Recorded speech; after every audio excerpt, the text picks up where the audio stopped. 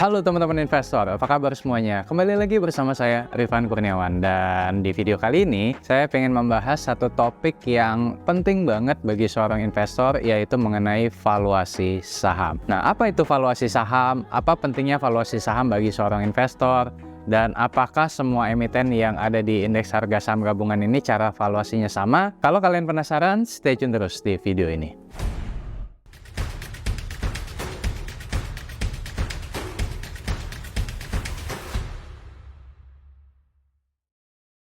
Oke, nah jadi saya masih sering kali melihat nih banyak investor yang memilih sebuah saham hanya karena kenaikan pendapatan ataupun kenaikan laba bersih. Nah, meskipun memang tidak salah, namun alasan tersebut tidak atau belum ideal. Dan perlu teman-teman pahami bahwa tidak semua emiten yang pendapatannya naik, laba bersihnya naik, lalu langsung dapat dikatakan layak menjadi sebuah pilihan investasi. Mengapa? Karena bisa jadi ternyata meskipun saham tersebut pendapatannya naik atau laba bersihnya naik, tapi ternyata valuasinya sudah mahal. Nah, oleh karena itu, valuasi sebuah saham adalah tahapan yang sangat penting bagi seorang investor. Sebenarnya apa sih valuasi itu dan kenapa kita sebagai seorang investor harus menghitung suatu valuasi saham? Secara sederhana, ya, valuasi adalah proses yang dilakukan oleh seorang investor dalam mengestimasi berapa nilai wajar sebuah aset, baik itu aset properti, perusahaan, bisnis, dan lain sebagainya. Akan tetapi, dalam konteks video kita kali ini,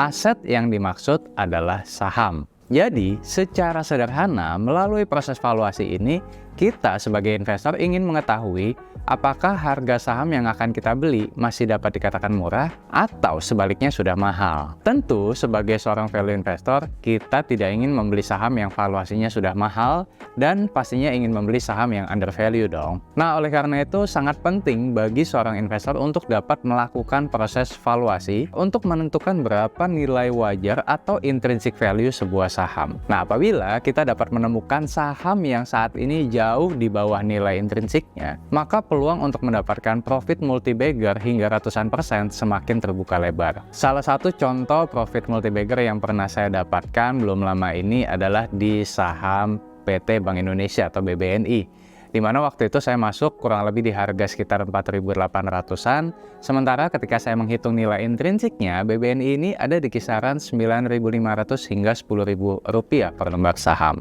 Anyway, sharing mengenai pengalaman saya mendapatkan multi-bagger di BBNI, ya, bisa kalian tonton, ya, nanti linknya saya taruh di kolom deskripsi. Dan bukan hanya BBNI, ya, belum lama ini saya juga berhasil mendapatkan profit multi-bagger dari saham PT Astra Otopar Tbk atau Auto, di mana saya membeli saham Auto di range sekitar 1.100-an, sementara ketika saya menghitung nilai intrinsiknya itu ada di kisaran sekitar 2.200 hingga 2.400-an. Dan saya pun mendapatkan profit multi-bagger dari saham Auto. Nah, oleh karena itu, dengan mengetahui saham apa yang jauh di bawah nilai intrinsiknya, kita bisa mendapatkan profit multi-bagger dari saham-saham yang salah harga. Nah, kalau bicara mengenai valuasi, mungkin banyak teman-teman yang udah cukup familiar dengan istilah PE ratio atau price to earning ratio, PBV atau price to book value, ataupun PCFR, price to cash flow ratio, yang bisa kalian lihat formulanya pada gambar berikut ini. Di mana rule of thumb yang biasa digunakan, misalkan PE ratio di bawah 10 kali, PBV di bawah 1 kali, PCFR di bawah 10 kali. Nah, namun pertanyaannya adalah apakah PE ratio, PBV, ataupun PCFR ini adalah nilai intrinsik? Jawabannya adalah tidak. Loh, kok nggak sama sih, Korifan? Jadi, kalau kita lihat formula PE ratio, PBV, dan PCFR di tabel tadi, kita dapat melihat bahwa PE ratio, PBV, atau PCFR ini didapatkan dengan membagi harga saham saat ini dengan earnings per share atau EPS-nya, book value per share atau BVPS, dan cash flow per share atau CFPS. Earning per share, book value per share, dan cash flow per share yang digunakan adalah dari laporan keuangan terakhir, yang artinya berfokus hanya pada kinerja saat ini atau masa lalu. Misalkan saat video ini dibuat pada bulan Juni 2023, laporan keuangan yang terupdate adalah laporan keuangan kuartal 1 2023 yang mengcapture kinerja perusahaan hingga Maret 2023. Dan dengan kata lain, PE ratio, PBV, dan PCFR berfokus pada kinerja saat ini. Sementara yang namanya nilai intrinsik bukan hanya berfokus pada kinerja saat ini, melainkan berfokus pada kinerja masa depan. Nah, selain itu perbedaan lainnya adalah PE ratio, PBV, dan PCFR belum memperhitungkan faktor growth ya, sementara intrinsic value sudah memperhitungkan faktor growth. Oleh karena itu sudah jelas ya kalau PE ratio, PBV, dan juga PCFR belum bisa disebut sebagai intrinsic value. Jadi, dengan kata lain, belum tentu emiten yang PE ratio-nya di atas 10 kali, PBV-nya di atas 1 kali, atau PCFR di atas 10 kali, langsung bisa dikatakan mahal. Ya, dan sebaliknya belum tentu emiten yang PE ratio-nya di bawah 10 kali, PBV di bawah 1 kali, PCFR di bawah 10 kali, langsung bisa dikatakan murah. Nah, biar lebih mudah dipahami, saya pakai ilustrasi contoh ya. Misalkan nih, katakanlah emiten A saat ini dihargai pada harga pasar Rp1.000 per lembar saham. Nah, di harga Rp1.000 per lembar saham ini, emiten A diperdagangkan pada PE ratio di atas 10 kali, PBV di atas 1 kali, atau PCFR di atas 10 kali. Nah, namun setelah kita menghitung nilai intrinsiknya, ternyata bisa jadi nilai intrinsik emiten A tersebut ada di sekitar Rp1.400 per lembar saham alias masih under value. Nah, hal ini bisa saja terjadi dan sangat mungkin terjadi dikarenakan balik lagi yang namanya nilai intrinsik memperhitungkan faktor growth. Nah, contoh lainnya nih, katakanlah emiten B saat ini dihargai pada harga pasar Rp500 per lembar saham. Di harga Rp500 per lembar saham, emiten B ini diperdagangkan pada PE ratio di bawah 10 kali, PBV di bawah 1 kali, ataupun PCFR di bawah 10 kali. Namun setelah kita menghitung nilai intrinsiknya, ternyata bisa jadi nilai intrinsik emiten B tersebut ada di sekitar Rp400 per lembar saham alias sudah overvalue. Hal ini bisa saja terjadi karena ternyata emiten B tersebut sudah tidak lagi mengalami pertumbuhan atau malah mengalami tingkat pertumbuhan yang negatif. Nah, setelah tadi kita memahami bahwa nilai intrinsik itu berbeda dengan relative valuation seperti PE ratio, PBV, atau PCFR, maka pertanyaan selanjutnya adalah kapan sebuah saham bisa dikatakan undervalue atau sebaliknya overvalue. Nah, kalian bisa lihat ilustrasinya pada gambar berikut ini. Di gambar ini kita bisa melihat bahwa ada dua kurva. Kurva pertama yang disebut market price adalah pergerakan harga saham yang kita lihat setiap harinya. Harga saham selalu bergerak naik dan turun setiap saat. Ketika ada sentimen positif, harga saham bergerak naik. Ketika ada sentimen negatif, harga saham bergerak turun. Namun, harga saham atau market price sendiri tidak memiliki arti jika tidak kita bandingkan dengan kurva yang kedua, yaitu intrinsic value. Nah, sebuah saham dikatakan undervalue apabila harga saham diperdagangkan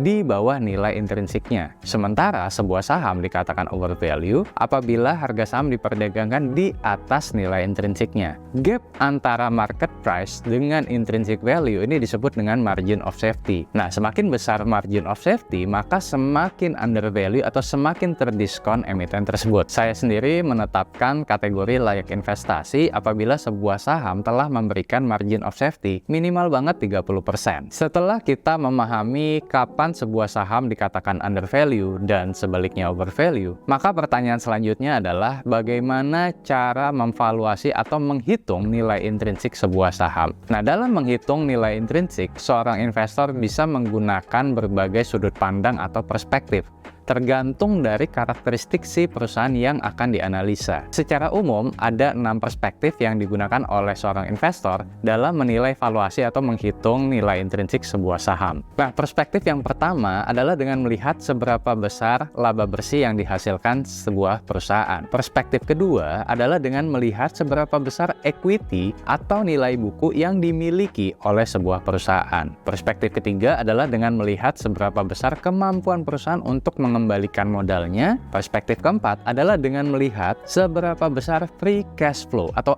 arus kas bebas yang dihasilkan perusahaan. Perspektif kelima adalah dengan menilai seberapa besar kepemilikan aset suatu perusahaan. Nah, ini cocok untuk memvaluasi perusahaan yang bersifat asset play. Dan perspektif yang terakhir yang seringkali digunakan juga oleh para investor, yaitu dengan melihat berapa besar dividen yang dibagikan oleh perusahaan. Setelah memahami bahwa untuk menentukan valuasi atau menghitung nilai intrinsik sebuah saham adalah dengan melihat berbagai perspektif, pertanyaan selanjutnya adalah metode apa saja yang sering digunakan untuk memvaluasi sebuah saham. Nah, jadi untuk metode valuasinya sendiri ada macam-macam nih, teman-teman. Yang umum ada relative valuation, discounted cash flow model, dividend discount model, ataupun asset based approach. Kalau berbicara mengenai berbagai metode valuasi yang ada, ini ada plus minusnya nih. Misal, kita bisa lihat di tabel ini bahwa relative valuation sisi positifnya adalah simplicity atau kemudahan dalam menghitung valuasinya. Data yang tersajikan ke dalam perhitungan juga tersedia di dalam laporan keuangan. Dan berikutnya juga objektif, karena relative valuation ini tersaji dalam bentuk historical, sehingga hasil yang dihitung itu bersifat objektif, bukan subjektif.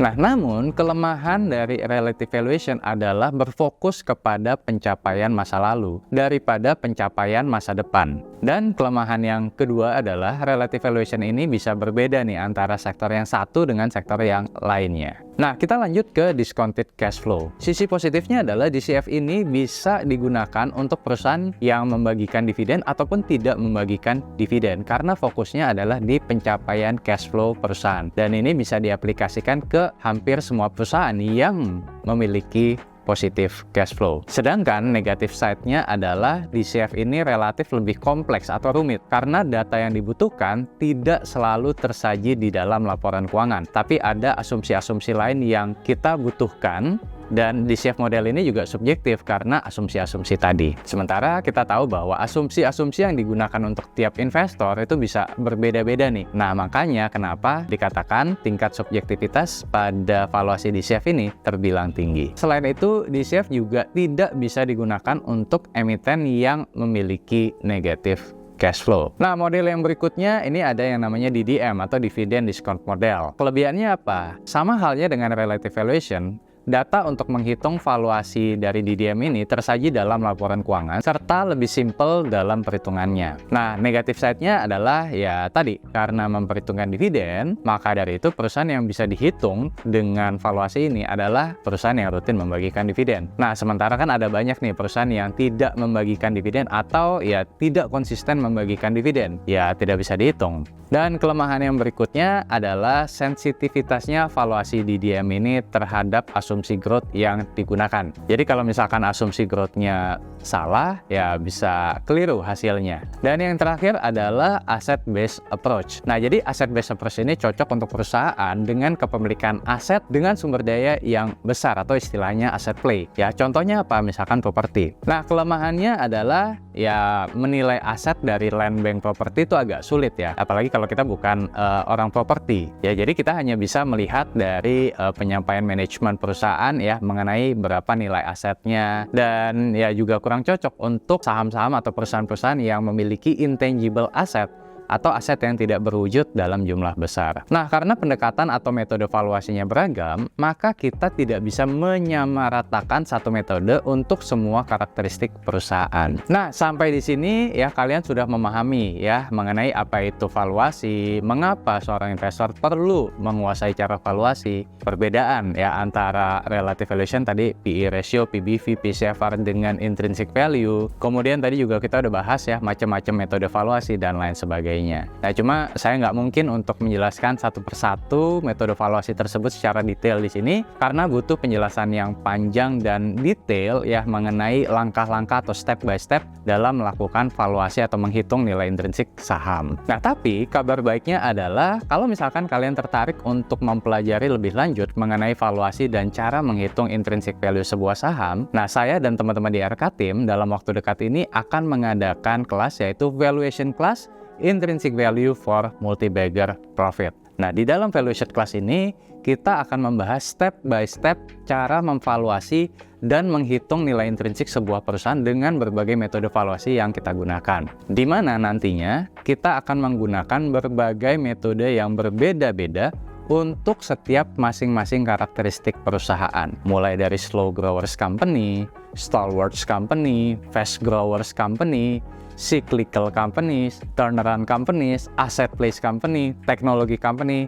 serta net loss companies atau perusahaan dengan rugi bersih, dan juga new listed companies atau perusahaan yang baru IPO. Nah, jadi ada banyak ya karakteristiknya. Nah, valuation class ini akan diadakan baik secara offline maupun secara online. Nah, untuk kelas offline itu akan diadakan di Kota Jakarta pada tanggal 22 sampai 23 Juli 2023. Sementara untuk kelas online-nya akan diadakan pada tanggal 29 hingga 30 Juli 2023. Nah, jadi kalian bisa pilih salah satu yang paling sesuai dengan kebutuhan kalian. Nah, kalau kalian ingin mempelajari secara step by step bagaimana cara melakukan valuasi dan menghitung intrinsic value sebuah saham, kalian bisa langsung daftar aja valuation class di link berikut ini, atau nanti linknya saya taruh juga di kolom deskripsi. Dan hingga 30 Juni 2023 nanti, kalian masih bisa mendaftar dengan harga early bird sebelum masuk ke normal price di tanggal 1 Juli 2023 nanti. Oh ya, valuation class ini limited seat ya, jadi jangan sampai ketinggalan. Sampai bertemu di Valuation Class by RK Team di bulan Juli nanti. Oke, itu tadi pembahasan kita mengenai valuasi sebuah saham. Nah, kalau kalian sendiri punya pandangan nggak nih mengenai pembahasan di video kali ini? Silahkan kalian tulis pendapat kalian di kolom komentar. Anyway, kalau kalian suka dengan video ini, jangan lupa untuk klik like, subscribe, share, dan yang paling penting jangan lupa nyalakan notifikasinya supaya kalian nggak ketinggalan video-video saya yang lainnya. Akhir kata, salam dari saya, Arifan Kurniawan, Indonesia Value Investor. Sampai jumpa di video berikutnya. Bye-bye.